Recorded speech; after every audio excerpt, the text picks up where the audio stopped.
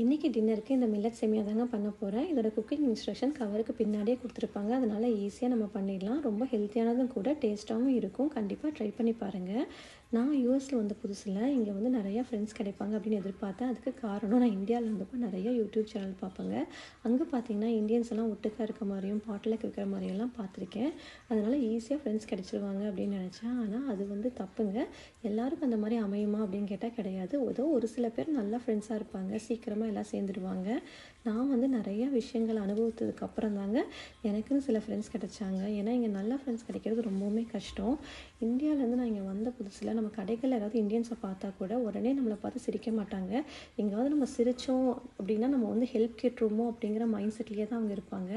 அப்படியே நம்ம பார்த்து சிரித்தா கூட நம்ம எப்படி ட்ரெஸ் பண்ணியிருக்கோம், எந்த மாதிரி இருக்கோங்கிறத பார்த்து தான் வந்து நம்மக்கிட்ட பேசவே ஆரம்பிப்பாங்க. இந்த மாதிரி நிறைய விஷயங்களை நான் ஃபேஸ் பண்ணியிருக்கேன். அதை பற்றின விஷயங்களை வர வீடியோவில் பார்க்கலாம். பை.